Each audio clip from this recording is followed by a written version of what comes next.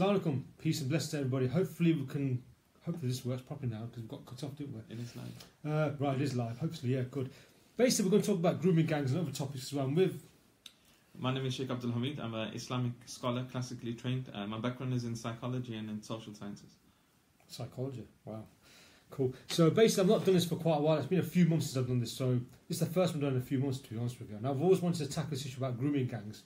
Now, a lot of people out there saying grooming gangs and Islam are interconnected because those idiots, those dirty, evil people, I don't want to swear because I don't swear usually, but I feel like swearing, those evil, disgusting, nasty individuals, they're all ugly as well. You've seen the photographs of them. They're not good looking, are they? You know what I mean? They're all ugly. Anyway, I don't want to swear. The point is, right, these, because they've got Muslim names, people associate these wankers, sorry, excuse my language, I don't want to swear, these idiots, right, with Islam. Yeah. Now, you're a sheikh, you know more than I do. So I thought I'd bring him on here to explain that grooming gangs and rape is not permissible in Islam. I think start from the beginning is that absolutely nothing justifies raping, abusing, exploiting anybody, and especially vulnerable young girls. And the problem is, like I said, is that when these people start conflating the two, from these people's pedophilia and connecting it and justifying it theologically, there's absolutely no basis on this tradition. And like I said, before we even go to the theology behind it, be very, very, very clear. Our thoughts and prayers are with those victims. And I pray to God, especially those Oxford gang that recently got convicted 2 days ago. 2 days ago. You see the photographs of them? Yeah, man, sickening. I pray to God that God punish them in this world. Ameen. For causing such havoc in the life of these innocent people. Ameen. And this, like I said, it's got nothing to do with the Islamic tradition, mainstream, normative, orthodox Islam. And also, let me make it clear is that these people don't wake up in the morning and think, you know what, let me see what's the most amazing thing to do and how can I get close to God in terms of proximity. No, then one guy just says, oh, let's just go rape girls because that's what God wants us to do. These people have no... I think the only thing that they are connected to Islam is that they happen to be born in Muslim households. Yeah.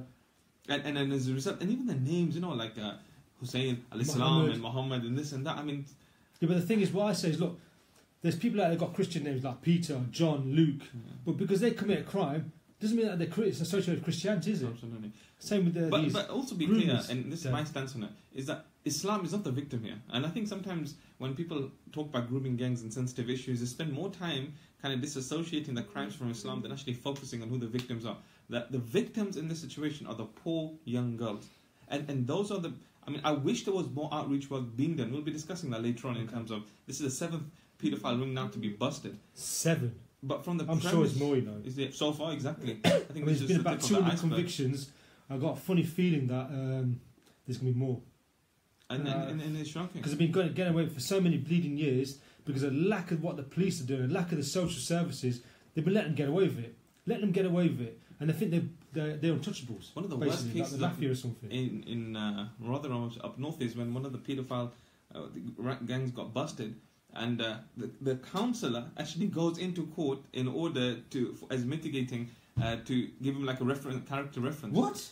You read about it. A counsellor actually goes into court and says, you know, these people are decent people and they should get a bit of a lenient sentence. It's just absolutely... The number one objective, I would say, of the Quran is to uphold justice. اِعْدِلُوا وَأَقْرَبُ لِلتَّقْوَى. Allah says in the Quran that justice is the most important thing. The Quran says even if it's against your own parents, or ala anfusikum, even if it's against yourself. The fact that you lie just to get yourself out of trouble, the Quran highly condemns that. When we're on the side of justice, put religion aside, put ethnicity aside, put tradition, culture, everything aside. Absolutely. No religion, no tradition, and you don't have to even follow any religion to know that this is wrong. Of course it is. It's just basic moral. It's just human beings. Human. The fact that we understand the importance of humanity, respect, and the insane all that. Like I said, my background is in psychology, so I can just, somewhat empathize with how these girls may be struggling and coping with some of these issues. Is that some of these girls were the most vulnerable. So these girls were already in care, so they come from families that were struggling, or they've been separated, or the parents have now, the children have been taken into care. So they've had a very, very, very unstable upbringing, and now the tender age in the early teens. Talking about from 11. It is absolutely shocking, and even how the grooming starts from the beginning process. The whole grooming process is, we got this little kebab Indian takeaway thing. shop thing, yeah. Yeah. And now you give them free food and stuff, and then asking them for favors and then hooking them onto drugs. You saw that documentary 3, right? Those girls.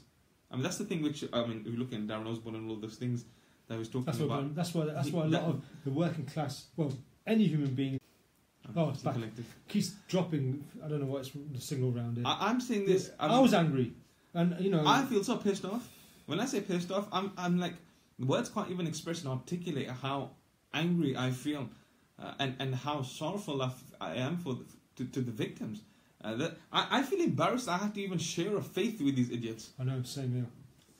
And constantly try and defend ourselves over this small minority of people. There's got 3.5 million Muslims in Britain. 4% of the UK population. 4%, and out of that, 200 odd. I don't even want to call them Muslims. I don't know what to call them, right? But 200 idiots, right? These evil people. People say, okay, all Muslims are pedos. Basically, they look at me and you're walking down the street. If they've got a little girl, it's like they'll, you don't know, do you? I don't want to be classed as a pedo. Do you?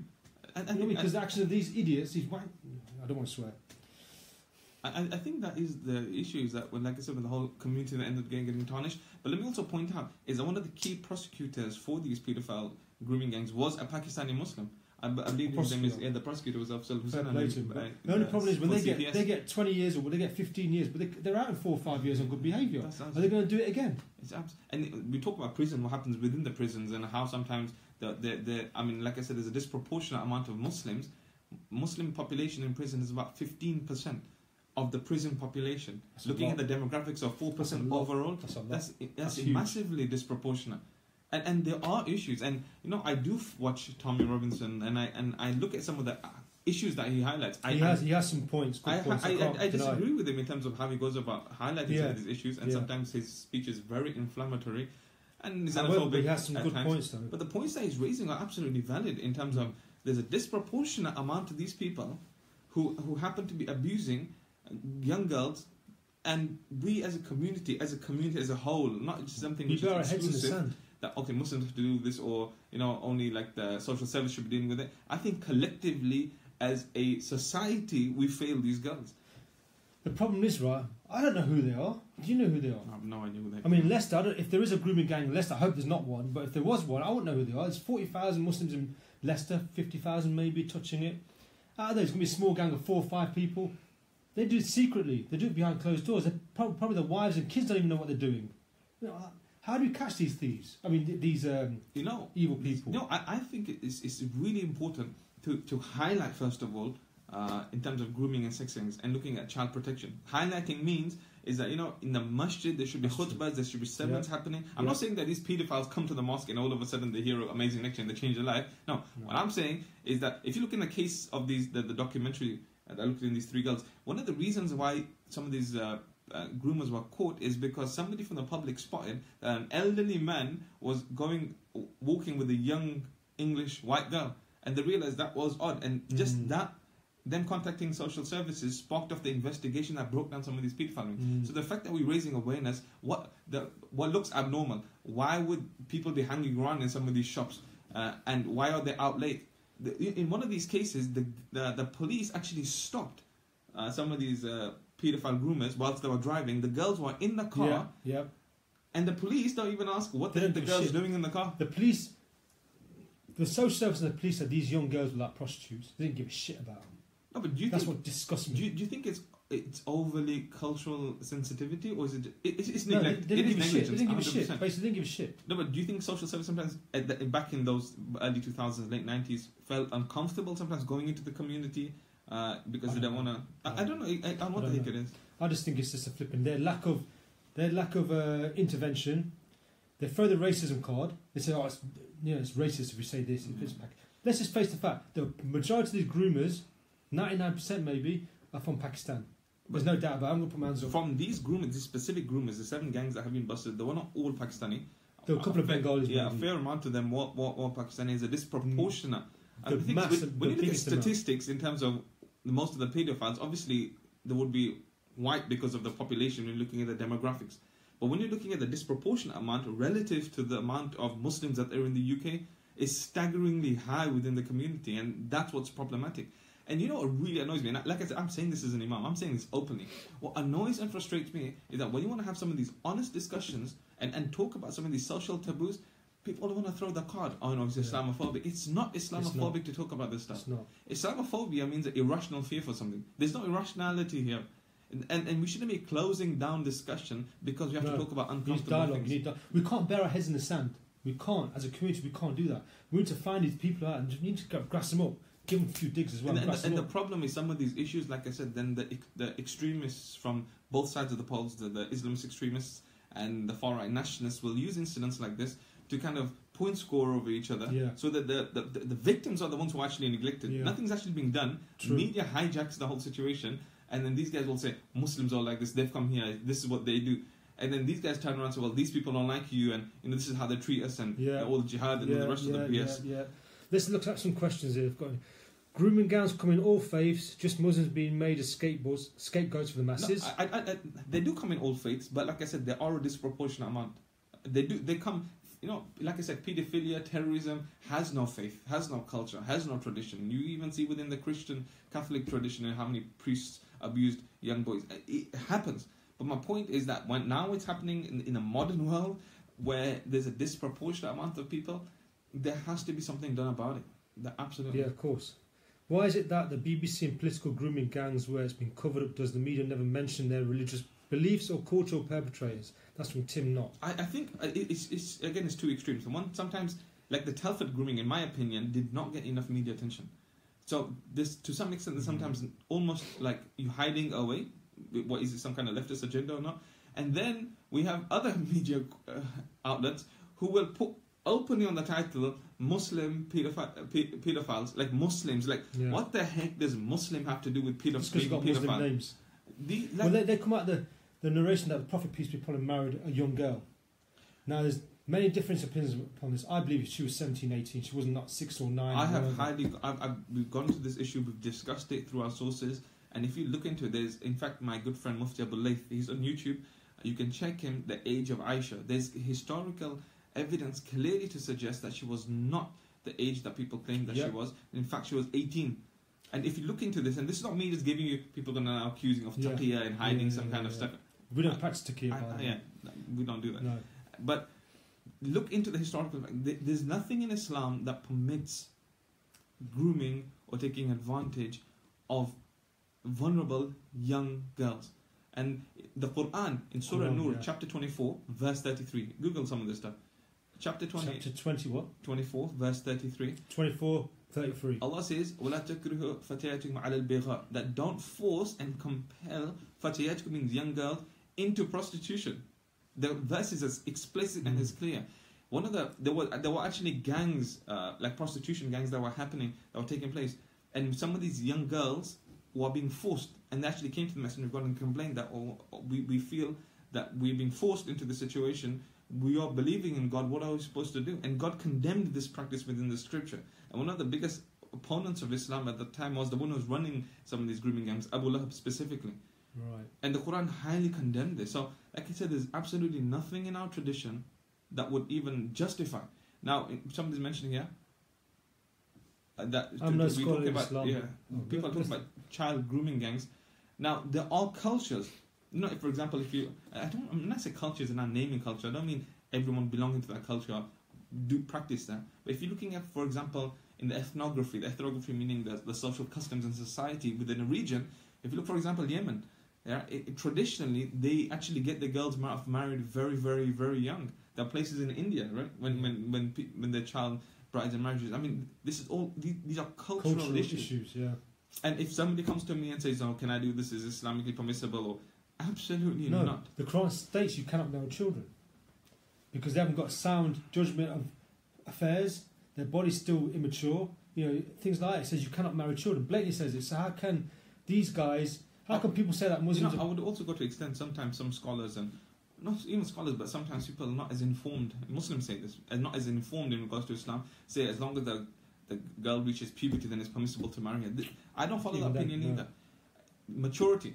What the scripture, for example, when Allah's talking about the orphans, and He says when somebody's looking after them and they have wealth, فَادْفَعُوا إِلَيْهِمْ أَمْوَالَهُمْ, give them their wealth back in anastu minhum rushda, if you find that they have intellect, sound intellect. So when God's saying that in order for somebody to have possession over their wealth, somebody who's an orphan, and somebody's caring for them, only return that wealth back to them once they have intellect sound. And that's why I believe that puberty is not just a biological or a physiological changing. It's understanding what you're involving yourself 12, into. She's gone through puberty now. She's still a baby. She's 12 years old. But she hasn't got it all there. So no chance I'll marry her off at 12 years old. No way. Even my daughter's 17. I won't marry her off now because she's still immature. You know what I mean? Sort of thing. No chance. No way. And any 25-year-olds are bloody immature. I'm immature. I'm 50-something years old. You know what I mean? But the point is, right? No one in their sound mind would give their daughters away at such a young age. Marry them off to an old bloke. Yeah. No way. No chance. So I'm not falling for that. And like I said, to claim maybe Muslims are doing it, maybe other people are doing it for other religions and traditions, it doesn't make it permissible within the tradition that this is what Islam is encouraging. It's a cultural issue. Do it, and it's fine. Back to the grooming gangs. Yeah. I think also this attitude, I think this is a misogynistic, it's a cultural attitude where when we're looking at some of these court reports where the victims were describing that they were using adjectives as cheap and white meat. These are derogatory terms. I do apologize for using them. I'm repeating the words that the victims used in court. And the fact that the easygoing, or the fact that they're not Muslim, or they're not dressed appropriately, and therefore is just the paedophile groomers were using these words to justify their grooming. Like I said, even if somebody, let me say this clearly, and this is a hyperbole, and it's not exaggeration, even if a woman walks naked on the street, and that's illegal in the UK, even if a woman walks naked on the street, absolutely nothing justifies for a man to go and abuse her. Nothing justifies. And people to say, well, she dressed like that, so she deserves it. No bloody woman deserves anything. It's the man's problem, and it's the man's issue, that the fact that you can't control yourself. Let's answer some of these questions. Let's have a look. Grooming is done by all creeds and colour. Religion should be irrelevant. It's been going on here in Telford for years, but nothing was done because no one wanted to be accused of racism. And that's the problem as well. I think you need to put race, everything aside. Whoever is guilty, go in them and just go in there. Political correctness. I think the local authority, I think the council, I think they need to, the government initiative, focusing on some of these issues, and need to try to explore. When I was looking at some of these issues, there's a lot of interesting socio-economics involved. It's not justify pedophilia. I'm talking about some of the underlying reasons as to why this is happening in some of the most deprived areas within the UK. We're looking at demographically. So sometimes there's areas of high unemployment, low level of education within these kind of ethnic communities. You see high level of crime. And when you're looking at some of these socio-economics and the lack of social mobility, it's easy to turn to a life of crime. So what these people do is selling these girls. They're actually selling girls and making money out of them. I don't know if you saw in the Telford one, where this guy is dead, probably rotting in hell somewhere. Good. Where there was a grandfather. Have you seen that one? The grandfather, who in his council house was abusing girls and then prostituting them out from the house. And like I said, it's just, we cannot express enough in words how pissed off we feel, how shocked and taken aback we are.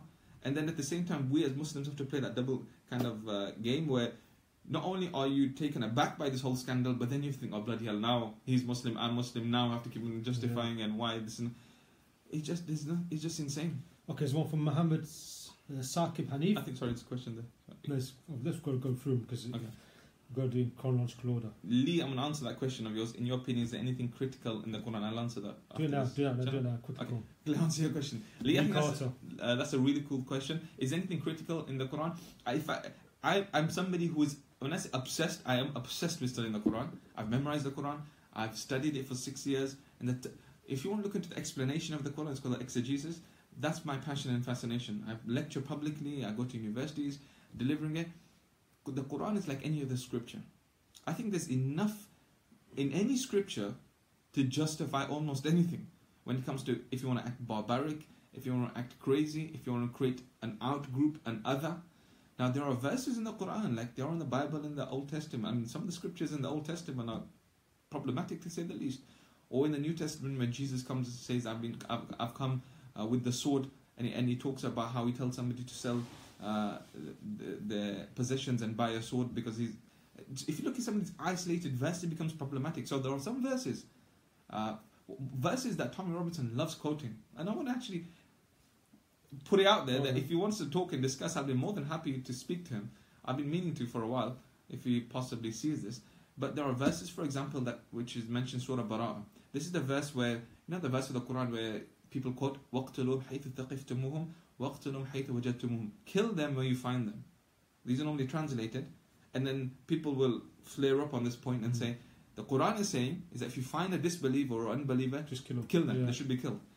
And like I said, the whole background, the whole context, this is not the foreign policy of a Muslim. Just don't take it too much time. Long story short, the Prophet was kicked out of Mecca, and then now he had to go live in Medina for 10 years. Now, and as he's returning on the conquest of Mecca, nobody's actually killed. He doesn't go into the conquest to go and kill people. He goes in and people surrender. Then the Quran is very clear and explicit in saying that not only did you drive the Prophet out of his hometown, those who want to still publicly want to cause issues, meaning they still want to oppose the Prophet. You don't have to believe in the Quran. They still want to fight the Messenger of God, and they want to create public disorder and social strife. And now, remember, the Messenger of God here is a statesman. I mean, he's dealing with the politics of the situation. Then they have Arba'at Ashur. They have 4 months to leave. They have 4 months to relocate, and they will have every opportunity to go live elsewhere if they want to cause trouble. Now, in the Quran even says, وَإِنْ أَحَدٌ مِّنَ الْمُشْرِكِينَ اسْتَجَارَكَ فَأَجِرْهُ حَتَّى يَسْمَعَ كَلَامَ اللَّهِ ثُمَّ أَبْلِغْهُ مَأْمَنَهُ. The Quran Surah Bara'ah says that if there's any amongst them from the disbelievers who maybe not had this message that they have 4 months to leave because if they're troublemakers, and then he comes to you, make him listen to the Quran. Listen to what the Quran has to say about the situation. Give him security and then allow them to go to a safe place. Now, beyond that, if these people still want to cause problems, then they'll be seen as a public enemy and will be classed as treason. And in that isolated situation, and given situation, they would be dealt with severely. This was an isolated situation specific at the time of the Messenger of God, and is not permissible within a contemporary understanding or any other time besides the time of the Messenger of God. This was an exclusive command strictly to the Messenger of God. Now the problem is, answering Lee's question, is that when you look at some of these incidents, when you're looking at some of these verses, decontextualizing why it was revealed and the context that was revealed, there's enough just to justify somebody will turn around and say, oh, just kill them because this is jihad. So the thing is that I wouldn't, even young people, is that if you're going to, I'm not saying that the Quran itself radicalizes people, but I'm not saying that. What I'm saying is that a misunderstanding of the scripture without, like any book, one of the reasons why the Quran was sent with the Prophet was to teach people. If God wanted us to understand the scripture, He would have put it into our hearts or downloaded it and we could have memorized it or just recite it. A teacher came with the scripture.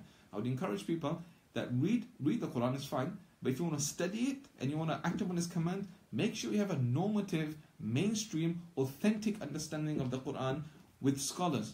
And if something you don't understand, ask. So I'm not saying that I'm critical in regards to the Quran itself, but there are verses that can be easily cherry-picked that can cause a lot of issues. Okay, let's get back to some questions here. That was a long answer. We've got to keep it short. It's alright, as long as they understand it. Okay, the worst thing about these people is they do it in secret and lead normal lives. That's what I said earlier on a day-to-day basis, which is why they are so hard to detect. They all deserve the maximum punishment when they are caught. Castration, I believe. But I don't know if you're allowed to do that in Islam, castration. Is that allowed? For those people who... I would. I swear to God, if this was like people who are Sharia law, if you get a chance, go to this plug-in. Go to my Facebook page, and I just released a video yesterday of why I as an Imam don't want Sharia law, and explain why, and I explain what Sharia law is. Go on my page, it's called Sheikh Abdul Hamid. Not afterwards. Okay. And I explain, but what's your question again? I was saying something. I can't remember. You just said something. No, I don't know. No, we're going to say something else now. These groups not even Muslim as they are go against Islam. Okay. Every child deserves a child with freedom of abuse. This is Brady Breen. So I need glasses. Every child deserves a child free of abuse. One of the reasons, if you're looking at the... I have so much to say, but if you look at the Convention on the Rights of Child, the CRC, which was set up in the 1980s, one of the reasons why it was legislated and enacted is because now the child is the responsibility of the government. If the rights of the child are being infringed and the parents are not taking responsibility, the government is responsible in the situation and they could be held responsible. Yeah. So as a government, as a society, we all need to make sure that we uphold the rights, not just of fellow human beings, specifically of the most vulnerable people in our society. And something that the Messenger of God highly encouraged and emphasized, and the Quran talks about it, is the vulnerable in our society, the elderly people in the community, the disabled people, the young children, the women who sometimes can be exploited because of the vulnerability, are the ones who need to be safeguarded and protected the most, not taken advantage of. Okay. This is a long one here. David Figgins. Bloody, I said Figgins. David Figgins. Sorry, Figgins, mate. As much as I want to argue against it, there is a connection between Asian men, predominantly of Pakistani descent, and grooming young white girls. I've seen it firsthand, and the statistics back this up. It doesn't have anything to do with Islam, but it does have something to do with men of Asian descent, as we know, predominantly Pakistani. The sooner we stop ignoring this, the sooner we can fight it. Deflecting by saying that, oh, well, other people do it too, doesn't help the issue at all. We need to have an adult conversation about this. I absolutely agree, and I'm saying this explicitly. Yep, so do I. There is a disproportionate issue within the community. You know, for example, some of these people, the regions that they even come from in Pakistan, and I'm not saying this against Pakistanis being racist, I'm saying that some of the cultural issues is that on the border of Afghanistan, they have this tradition of bachabazi. Oh, don't leave that out. It's nasty, I'm telling you what it is, right? I know, but there's only a few people that... I'm from that region. I don't do it. My family never did what it. This crap is. There's individuals that it's small minority. Bro, this is just nastiness to the highest level. It is. Is that it's not all people, not all Afghanis and all Pakistanis do this, but in that region, there's this kind of social taboo that people practice. Men, that they get young boys and girls, but these are boys now, not girls. who they dress up and then girls. they make them dance and throw money and then sexually abuse. It's called bachabazi. Go Google this. It'll mess with your head. But so the thing is that when you have this kind of weird, messed up understanding of how you see other people, and then sometimes people have this messed up kind of cultural misogynistic viewpoint of looking down at other people or taking advantage of the most vulnerable people. You know what? I think not only should the law come down heavy on these people, I pray to God that God punish them severely. Good. Because not only are they bringing Islam into disrepute, which is a side point, they are exploiting the most vulnerable people. But those girls can be psychologically scarred for the rest of their lives, you know that? Yeah, you know, as a psychologist, I can't even, I feel so sorry. Imagine when they get into a normal relationship. You know, I was just looking normal, will it? I was looking at this morning, there's some of the girls, some of the victims actually who come into the media now and waive their anonymity and say that some of the groomers are actually still free and they see them in their cars and they fear for their lives. So now they're, sometimes they're being relocated or sometimes will be seen as targets. It's insane. All that's so insane. I think from the Muslim community, I'm not saying this is a Muslim issue, I'm saying that from the Muslim community at least, that we need to do more in our community. Meaning, like I said, we need to raise more awareness. I think there needs to be, we have some vigilante gangs kick the shit out of these guys. Sorry, that's him saying it, not me. But, I'm going to be straight up. Yeah? We spend a lot of money on mosques, right? 5-6 million. We spend a lot of money on things that are not as important. We can pray wherever. We can pray in a normal building. Why wasn't some of that money being injected back into the community? Why aren't there psychologists and social workers and a private independent inquiry being set up to looking at some of these impoverished areas? Why aren't people actually going around and seeing what's happening? Why aren't people being paid to do it? Right? Why aren't people working with... there are. I work with organizations up north. I know there are. But I'm saying there needs to be more of it done. And that this needs to be encouraged, and this also needs to be financed also from the community to help deal with this and take matters into our own hands, because this cannot continue at all. They can't. Okay, let's go for some of these again. That's how it happens. It's from Trisha. That's how it happens. Buying them first, basically buying them first, buying them gifts, buying them drinks, buying them this, buying that. Then they groom them. Yeah. And especially some of them are special needs. Some of these girls, not only are they vulnerable, but they're special needs, and then they abuse them. And then, some of these girls, something which is a recurring theme when I'm looking at some of the court documents, is that some of these girls feel that they were befriended. They make them into their friends. That, we're here for you. I'm your boyfriend. And so this girl is 12, 13, no life experience, has probably had no affection and love and attention that she deserves as a young child. And now all of a sudden this person is showering you with gifts, phones, food, fancy cars, driving around. And then you build that trust. And when that trust is broken, it took some of these girls years to figure out what the situation they got themselves into. And it's hard. It's hard. What the heck can you expect from a young girl? Right? Especially somebody who's so vulnerable. Nice. Dublin TT. I've got the trainers as well. Lawrence Gang, none. Lawrence Gang 1, now Oxford 2. What's that mean? Lawrence Gang 1, now Oxford 2. I don't know what that means. Lawrence Gang. What's that? Lawrence Gang.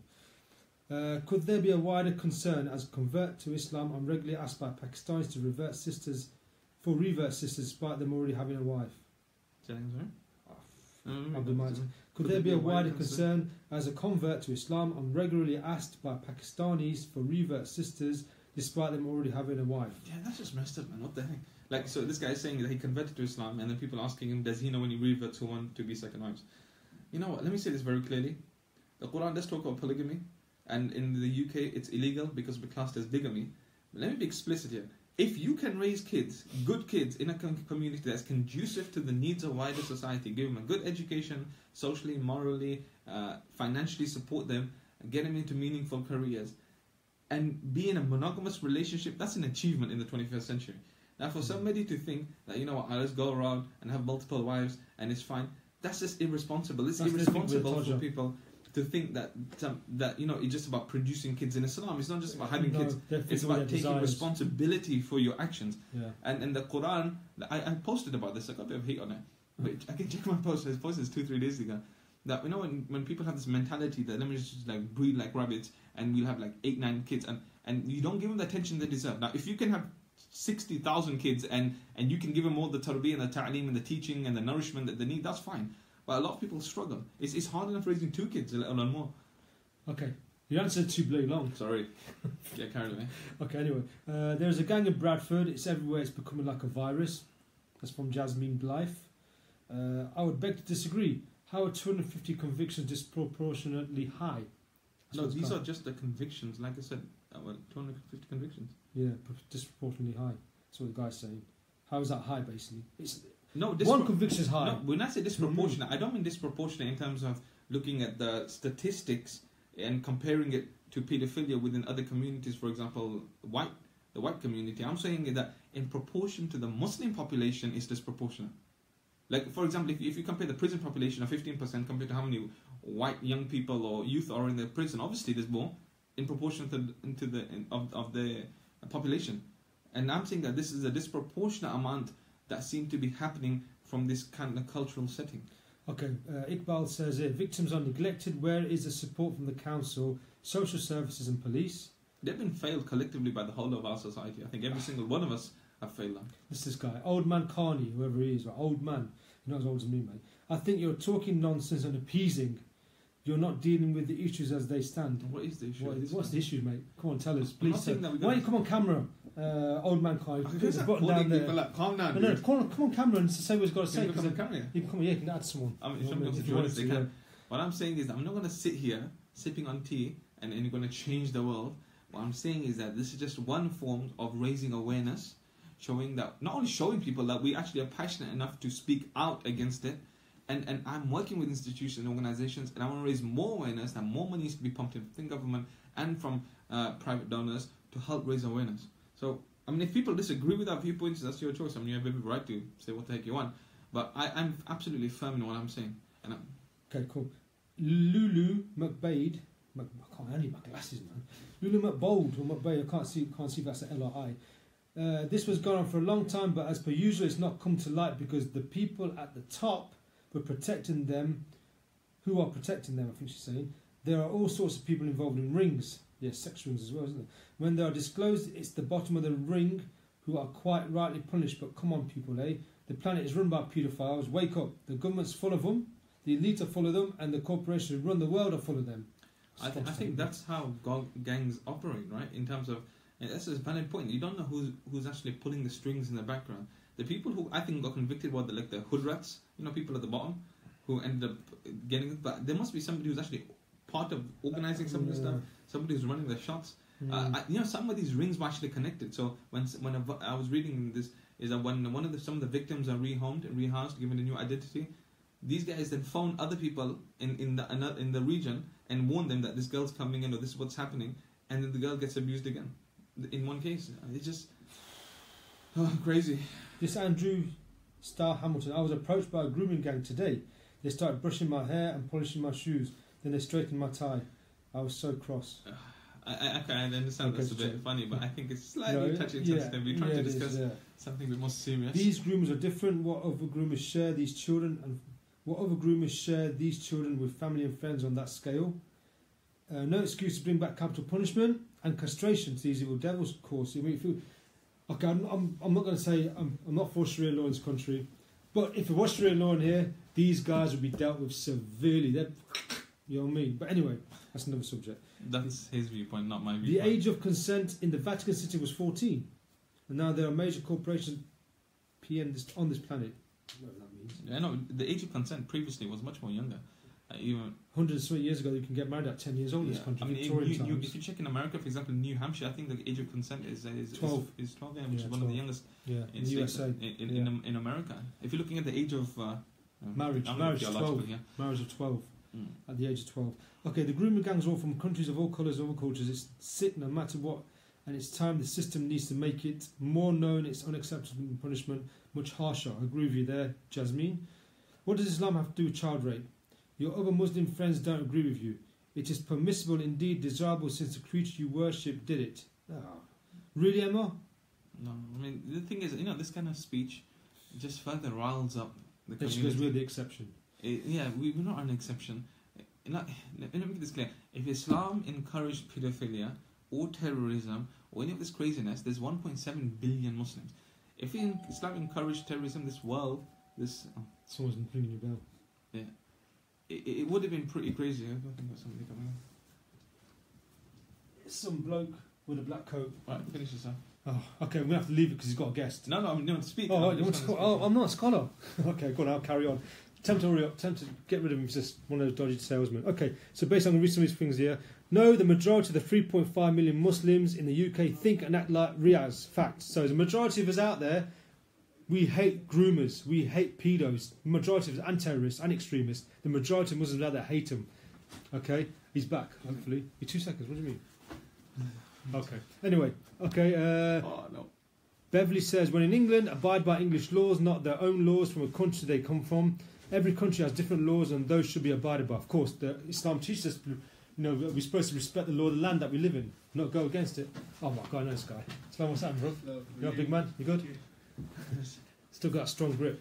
Okay, so someone said here, right, where was it? I was reading something about laws of the land, basically, how we should respect it. Absolutely. Yeah, that people have different laws. She goes, Beverly says, when in England, abide by English laws, not their own laws from the country they have come from.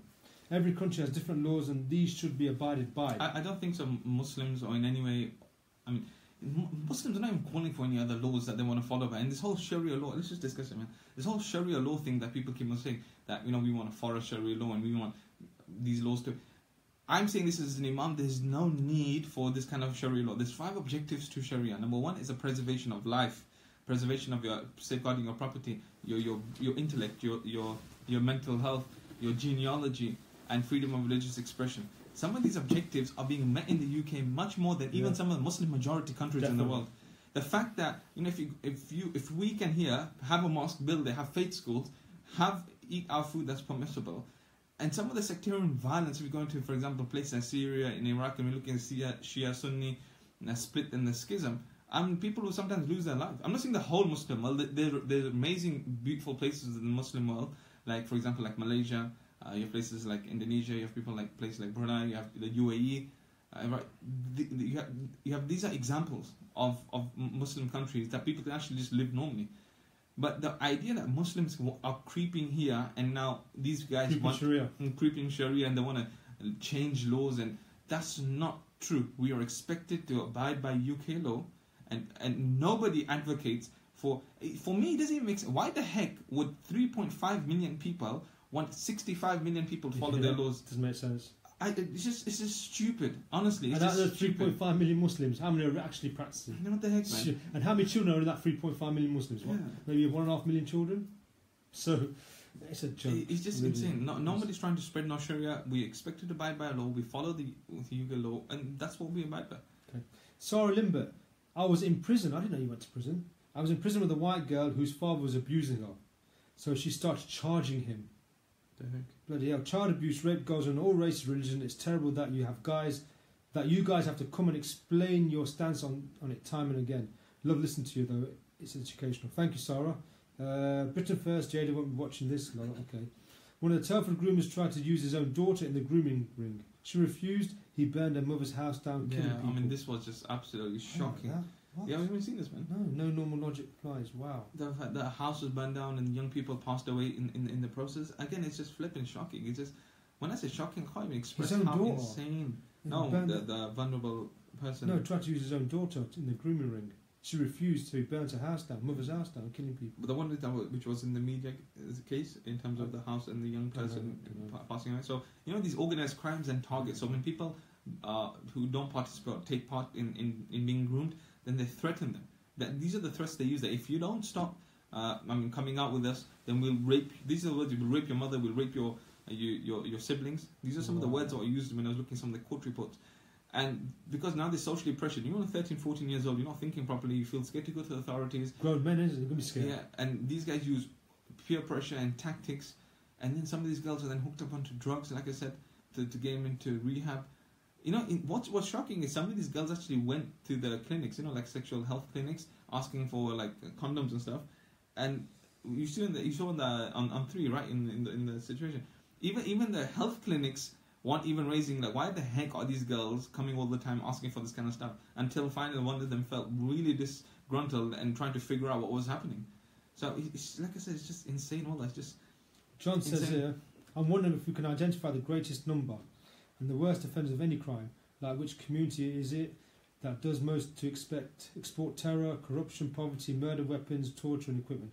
If identifying and defending ourselves against such groups, then it would be feasible to imprison all Tory twits, followed by loony lefties, and then everyone who wants to govern deprive us of the lessons of personal responsibility. Yeah, and let's be clear. I think when people say that this is an Islamic issue, if you're now looking at the global politics and we're looking at the wider world, a lot of the issues that we see here is that a vacuum was created in the Middle East, and looking at the whole creation of this whole ISIS and terrorism. A vacuum was created from an illegal occupation to looking for weapons of mass destruction that did not exist. Once that vacuum was created, we had extremist groups. Tension was brewing amongst the Sunnis and the Shias.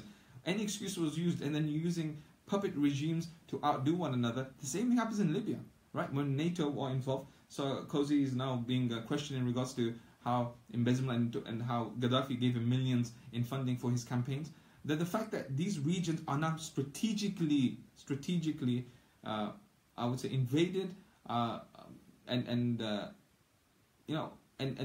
repercussions of that and how it reverberates is that innocent civilians end up paying the biggest price for it. So we need to look at some of the global agendas and understanding that why is this happening around the world, and what the heck are we supposed to do? I think we should be rallying our government. We should be approaching. Not doing enough.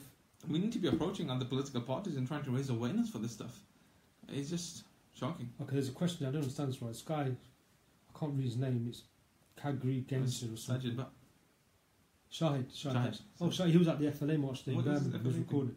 Football Lads Alliance. He was there. The splinter group from. There was two. There was a Democratic Football Lads Alliance and the Football Lads Alliance. They were both marching in Birmingham together. So about 2,000 on each side. Were hooligans? Well, somewhere. And it's supposed to be football lads, but I don't know. Anyway. This guy says, Mahdi, whatever that is, 51. O believers, do not make friends with Jews and Christians. They are friends of each other.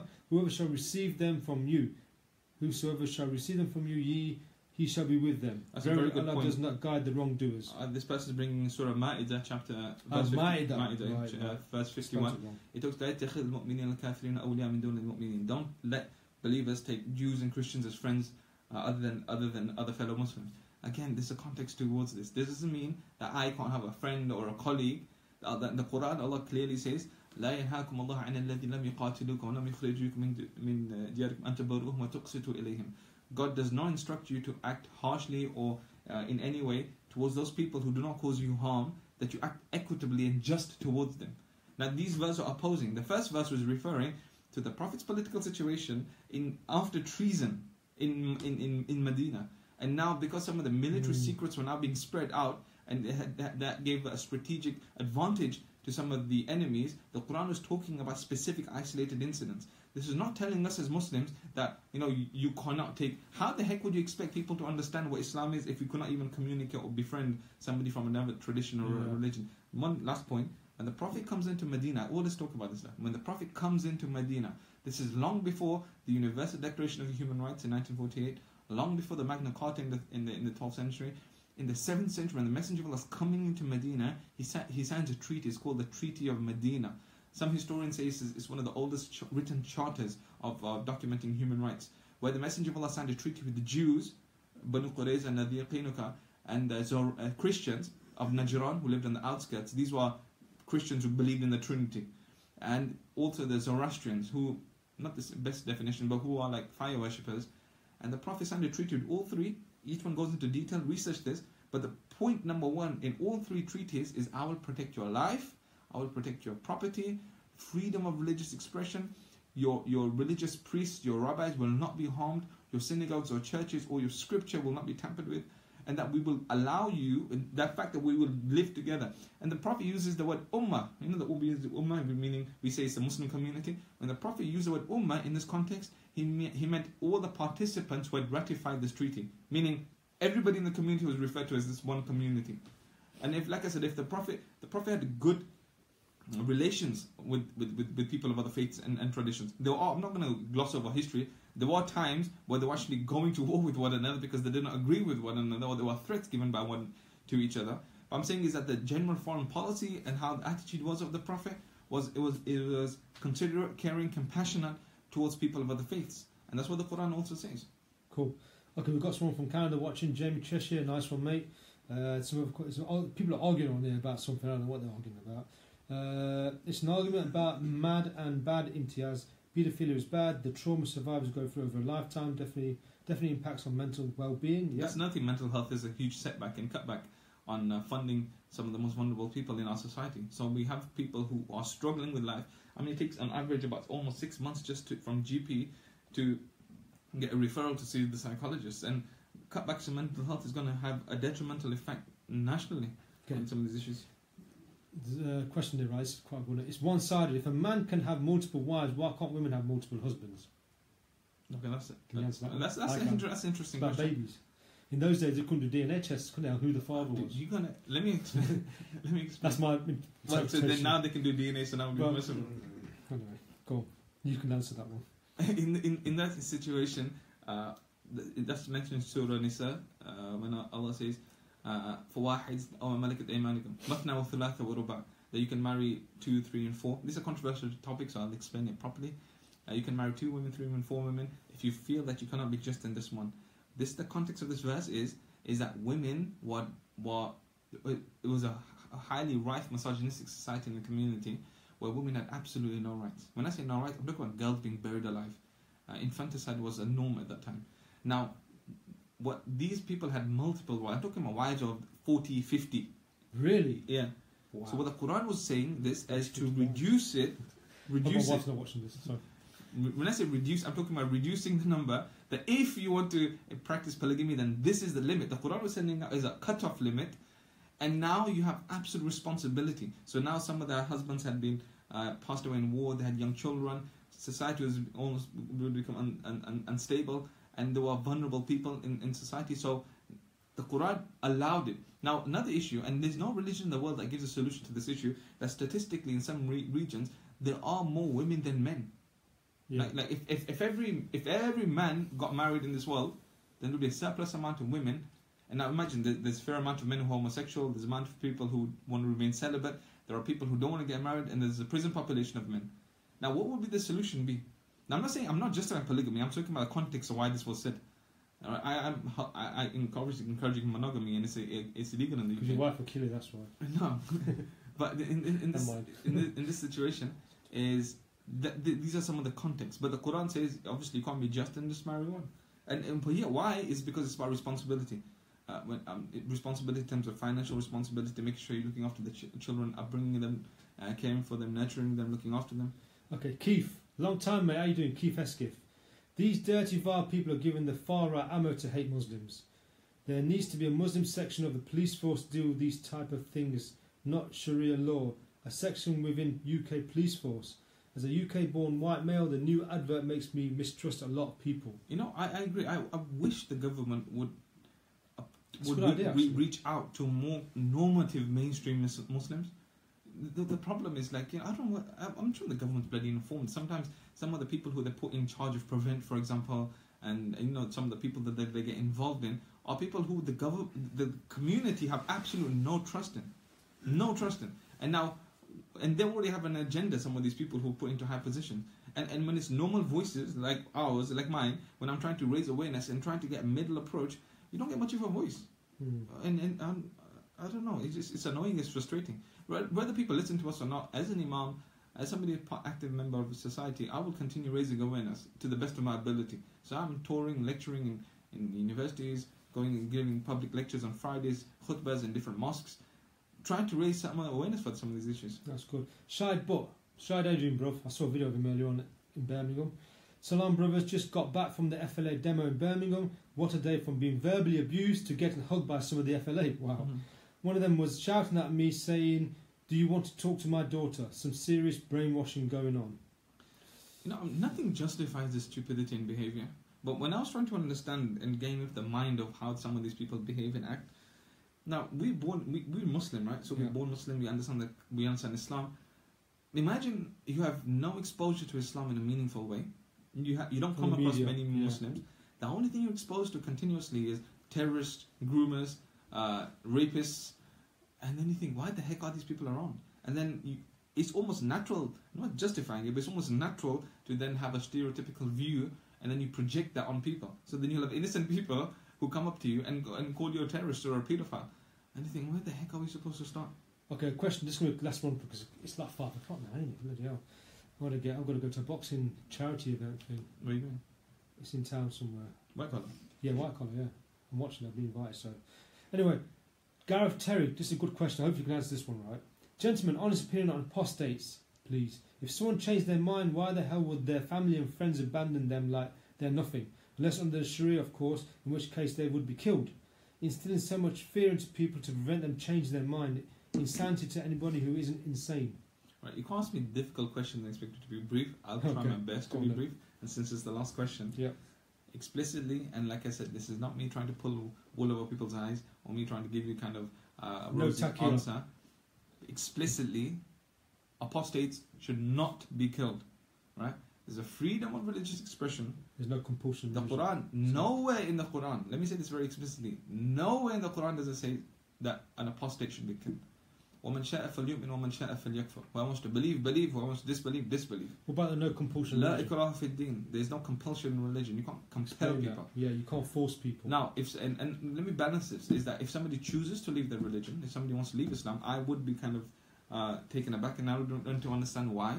Because again, looking at upbringing, looking at the exposure, bad experiences, and maybe they just don't want to understand the tradition, then that's their choice. They have a right to leave Islam. It doesn't mean that now we go and hunt them or become vigilantes. And this whole thing of Sharia law, if this was people thinking you're only saying this because this is the UK, Sharia law is not as black and white. The thing is, you have to understand and explain. All those books behind me is books of jurisprudence.